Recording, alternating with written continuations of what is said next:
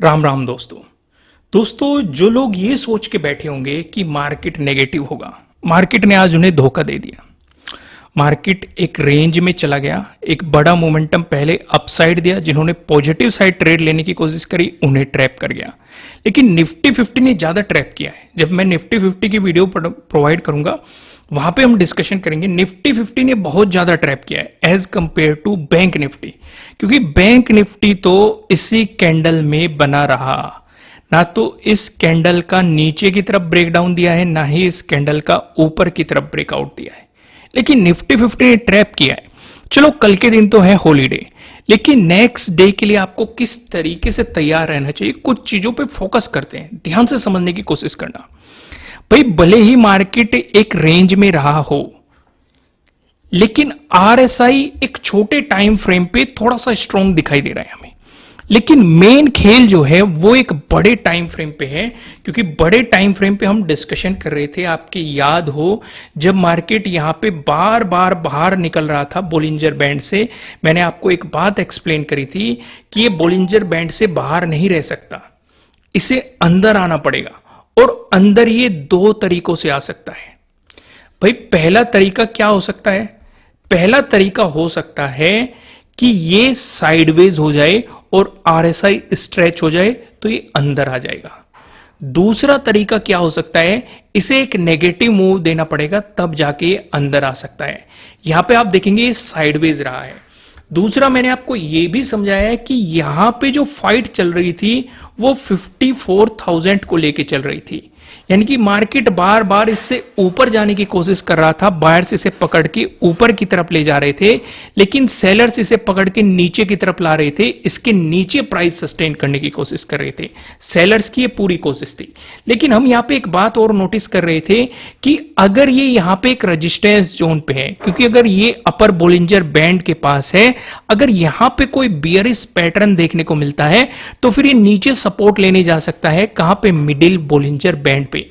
ये भी डिस्कशन हमने किया था, अगर आप ध्यान से वीडियो देखते हो तो यहां पे मार्केट ने आपके लिए एक रेंज बनाई और इस रेंज का मार्केट ने ब्रेकडाउन दिया और ब्रेकडाउन देके इसने नेगेटिव मोमेंटम दिखाया। तो अभी आप देख रहे हैं कि मिडिल बोलिंजर बैंड की तरफ जाता हुआ दिखाई दे रहा है।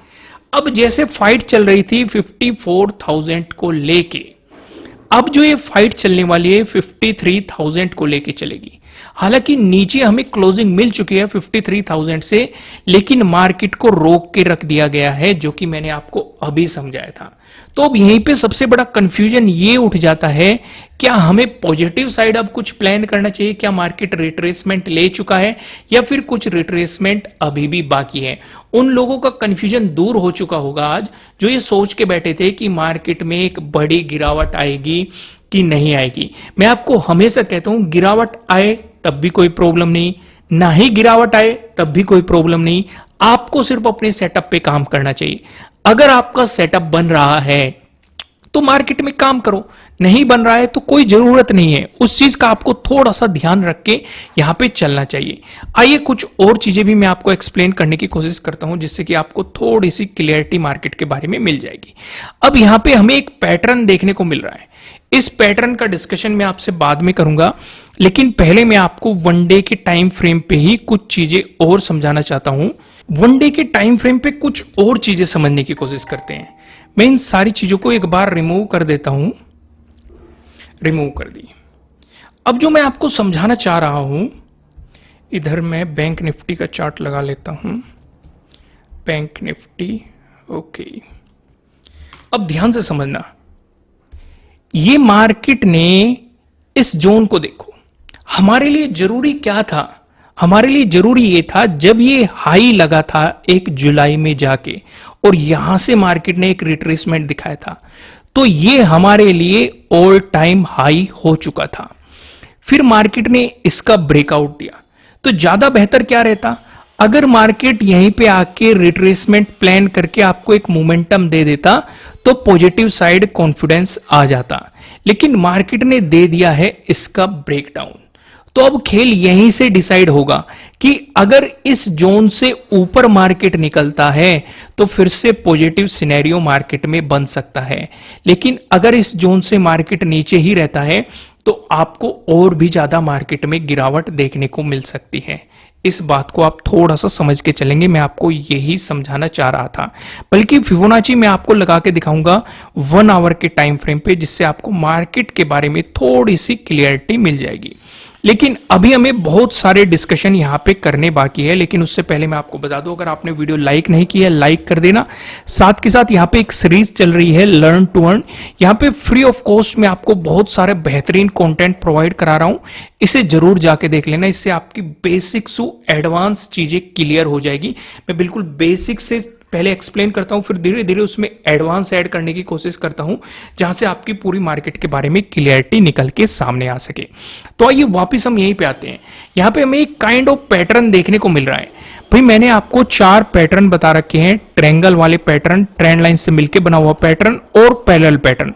आपको जो यहाँ पे पैटर्न देखने को मिल रहा है, ये वाला पैटर्न देखने को मिल रहा है। ऊपर की तरफ आप देखेंगे रेजिस्टेंस, नीचे की तरफ आप देखेंगे आपको यहाँ पे सपोर्ट देखने को मिल रहा है। तो अगर मार्केट इसी रेंज में रहता है तो इसका मतलब मार्केट फाइट करेगा 53,000 को लेके। तो अगर इस रेंज में रहता है हमारे किसी काम का बिल्कुल भी नहीं है। अगर पॉजिटिव साइड मार्केट प्लान कर रहा है तो मार्केट को यहां पे 53,000 का ब्रेकआउट देना पड़ेगा, तभी हम पॉजिटिव साइड कुछ सोचेंगे, नहीं तो हम पॉजिटिव साइड कुछ भी प्लान नहीं करेंगे। दूसरी चीज, एक बात और ध्यान रखना, अगर मार्केट नेगेटिव साइड मूव देना चाहता है तो यहां पे अपने प्रीवियस डे लो का ब्रेकडाउन होने देना, क्योंकि सीधे यहां से नेगेटिव साइड मोमेंटम पे काम करने की गलती बिल्कुल भी मत कर देना, क्योंकि आपके लिए सपोर्ट एक तो यही स्विंग बन जाएगा, फिर ये ट्रेंड लाइन भी सपोर्ट बन जाएगी, इसका ब्रेकडाउन मिला तो प्रीवियस डे लो भी सपोर्ट बन जाएगा। यानी कि मल्टीपल सपोर्ट आपके लिए यहां पे बनने की पॉसिबिलिटी है। ऊपर की तरफ आप सोचेंगे 53,000 के ब्रेकआउट के बाद, नीचे की तरफ आप सोचेंगे प्रीवियस डे लो के ब्रेकडाउन के बाद। उससे पहले आप कुछ भी प्लान नहीं करेंगे। आइए यहां पे बाद में आएंगे, लेकिन पहले एक बार 1 आवर के टाइम फ्रेम पे आते हैं। कल मैंने आपको फिबोनाची लगा के दिखाया था। अगर मैं यहां पे फिबोनाची ड्रॉ करता हूं और कुछ चीजें समझने की कोशिश करता हूं, आज मार्केट ने जो फाइट लड़ी है, ये कल ही लेवल की फाइट चल रही थी जो थी 0.382। कुछ हॉरिजॉन्टल लाइन भी ड्रॉ कर देता हूं, तब तक आप वीडियो को लाइक कीजिए। अगर कंटेंट पसंद आ रहा है, कुछ यूनिक हम आपको यहां पे प्रोवाइड कराने की कोशिश करते हैं, तो इसलिए नए हो सब्सक्राइब भी कर लेना और बेल आइकन प्रेस करना, जिससे आपको आने वाली वीडियोस के नोटिफिकेशन मिल सकेंगे। यहां पे आप देखेंगे कल मार्केट ने यहीं पे सपोर्ट लिया था इस जोन पे, जो कि था 0.382। हम डिस्कशन कर रहे थे कि अगर इसका ब्रेकडाउन मिला तो मार्केट 0.5 की तरफ जाने की कोशिश करेगा, यानी कि 52,420 की तरफ जा सकता है। दोस्तों आगे डिस्कशन करने से पहले मैं आपको ये बता दूं, ये आपके लिए किसी भी तरह का ना तो कोई बाय रिकमेंडेशन है, ना ही कोई सेलिंग रिकमेंडेशन है। ये जस्ट एजुकेशनल पर्पज से बनाई गई एनालिसिस वीडियो है। इन्वेस्ट करने से पहले आपको अपनी रिसर्च करनी है, अपने इन्वेस्टर की सलाह लेनी है, क्योंकि प्रॉफिट भी आपका होने वाला है, लॉस की जिम्मेदारी भी आपको अपने आप लेनी है। दूसरी चीज, हमने यहाँ पे एक डिस्कशन और किया था। हमने इस सपोर्ट जोन का डिस्कशन किया था। हमने क्या डिस्कस किया था कि जब मार्केट में एक पॉजिटिव मोमेंटम आ रहा था, मार्केट ने इस जोन पे रेजिस्टेंस की तरह एक्ट किया था। जब इसका ब्रेकआउट दिया था, मार्केट ने पूरे दिन आप देखेंगे लगभग इस जोन पे सपोर्ट लिया था, और फिर अगले दिन जब इससे भी मोमेंटम दिया था तो मार्केट 2 बार फिर से सपोर्ट लेने आया था, और अभी लास्ट डे भी मार्केट इसी एरिया पे सपोर्ट लेने आया था। तो हम ये डिस्कस कर रहे थे कि जब तक इस सपोर्ट जोन का ब्रेकडाउन नहीं मिलता, आपको नेगेटिव साइड कुछ बड़ा प्लान नहीं करना चाहिए। और वही चीज हो गई, आप यहां पे नोटिस करेंगे मार्केट ने इसी जोन पे ही आपको सपोर्ट दिखाया है। तो इसका मतलब कंफर्म हो गया आपको अच्छे तरीके से कि जब तक प्रीवियस डे लो से नीचे नहीं निकलता, तब तक आपको नेगेटिव साइड कुछ भी प्लान नहीं करना चाहिए। उस सिचुएशन पे आपके लिए अगर नेगेटिव साइड गया, सपोर्ट हो जाएगा 52,420 आपके लिए अगला इंपॉर्टेंट सपोर्ट हो सकता है। लेकिन अगर मार्केट यहां से ऊपर की तरफ बाउंस करता है, तो मैं आपको पहले ही समझा चुका हूं कि 53,000 के ब्रेकआउट का आपको इंतजार करना है। अगर ब्रेकआउट मिलकर इसके ऊपर प्राइस सस्टेन करने लगा, फिर आपके लिए अगला इंपॉर्टेंट रेजिस्टेंस हो जाएगा प्रीवियस डे हाई। अगर आपको इसका भी ब्रेकआउट मिल गया, फिर आपके लिए रेजिस्टेंस हो जाएगा 53,493 आपके लिए अगला इंपॉर्टेंट रेजिस्टेंस यहां पे हो जाएगा। इन चीजों को थोड़ा सा यहां पे समझो और इन चीजों को थोड़ा सा एनालाइज भी करो। आप भी अपने तरीके से इन्हें समझोगे तो आपको काफी बेहतरीन रिजल्ट मिलके चलेंगे। समझ में आ गई आपको यहां पे चीजें। इसका ब्रेकआउट मिला, फिर आपका जो यहां पे लास्ट डे का जो प्रीवियस डे हाई है, ये आपके लिए एक इंपॉर्टेंट रेजिस्टेंस बन जाएगा। समझ में आ गई चीजें। आइए मैं आपको एक बार उसी पैटर्न पे लेके चलता हूं।